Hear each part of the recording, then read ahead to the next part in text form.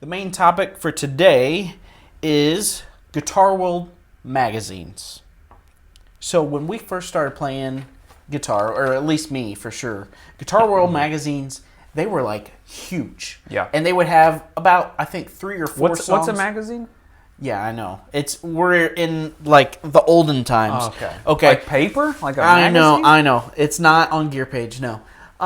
Guitar World magazines, they had, I think, like 3 or 4 songs in tab. I think they had 5 or 6. Maybe so. Yeah. But like those tabs were accurate. Yeah. And they were awesome. Yeah. And then now we have Ultimate Guitar online, and I feel like the tabs just are not very accurate. And maybe it's because I'm cheap and I don't go for the pro on there. But like Guitar World magazine, you had interviews, you had the tabs, you had some awesome.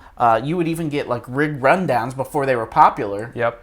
You would actually see like Slash's rig at the time. Right. You would see a lot of famous people's rigs.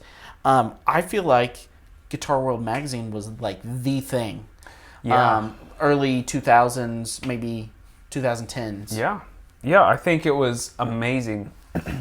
So, yeah, I think Guitar World was certainly super popular whenever I first started, and it dwindled off pretty quick once magazines fell off. I don't know exactly whenever that kind of dwindled. I know they're still making it. Mm-hmm. I have seen it in some stores, but I rarely see them. I see Guitarist. Yeah, maybe it was Guitarist. I don't even remember now. Right. I had a subscription to it for years, and like Premier Guitar was a popular magazine. Right.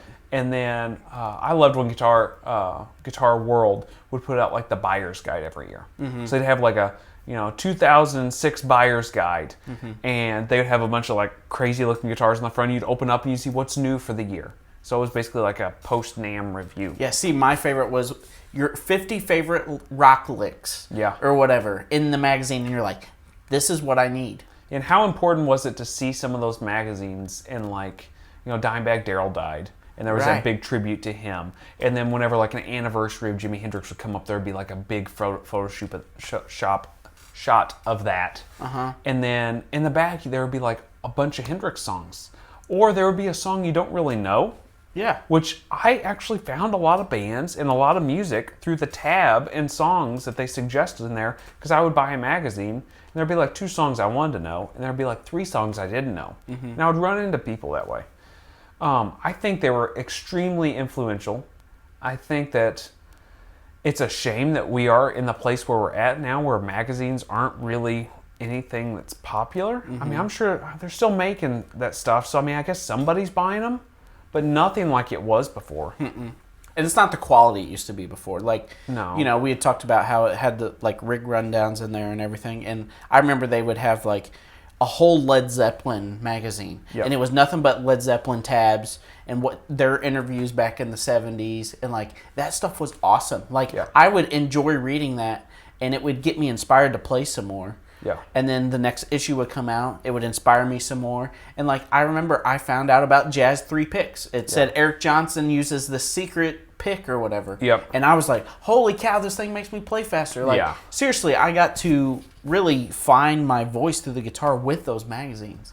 And like now it's just whatever YouTube video, which we're doing right now. Yeah. So it's just different. Like and there's something different about physical merchandise, physical copies, like a CD, and not trying to get into the whole like old virtual world, digital world. Yeah. But like there really is something almost like romantic flipping through the pages, and you're like, oh, this is awesome. Yeah. I remember all the like cool ads and stuff that were in there too. And then the back there was like a classified section where like small builders would have like this little strip they paid, X amount of dollars for, and different things. I think back in the 90s, the Klons were in the back of the magazines. You could buy them for, little to nothing. But I think it's a shame that it's gone. I wish there was some way to, like, get that back into, like, the regular society. I think it would be a good thing. I just don't know. They tried a digital version of it. I think at one point maybe they still do it. But I remember they tried a digital version of it, and it was just...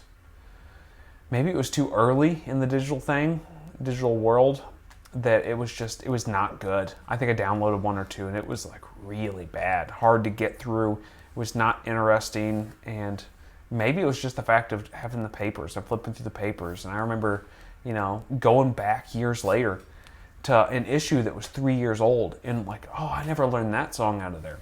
I should learn that song. Or I would flip through like the rig rundown section and be like, what was it exactly that he was using in that? Right.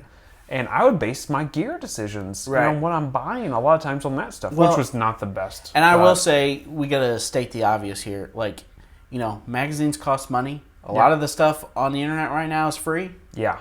So, would I rather pay for a magazine each month? Yeah. Or would I rather have free content that I can search on my own?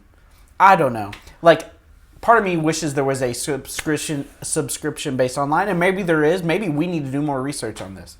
But I would say that, I just miss learning music and learning about different types of musicians and what they use through those magazines. I thought it was awesome. And guess what? I still have some of them. I still use them today for practice techniques. Yeah. So. Yeah, there was tons of, like, Paul Gilbert was in there, like, oh, this is what I use to warm up. And, like, he would have something he learned from MI. And it was just, like, crazy finger exercises. And you're like, how in the world do you even ever play it? Right. And maybe there's something to the fact that you purchased it and you spent your hard-earned money on it, that you feel like, I need to use this thing and I need to get something of value from it versus clicking a mouse. And, maybe so. You don't care if it adds value to your life. So, yeah, I don't know. I think Guitar World shaped a lot of guitar players, though. It certainly shaped me. Yeah, it changed me a lot. Gearman Dude, and Pro Guitar Shop. Yeah, Pro Guitar Shop was a big one. Those were the three. Yeah, it's amazing how the world has changed in such a short time. Yep. But yeah, Guitar World. I'd like to see it come back to its like former glory. Yeah, that would be awesome. So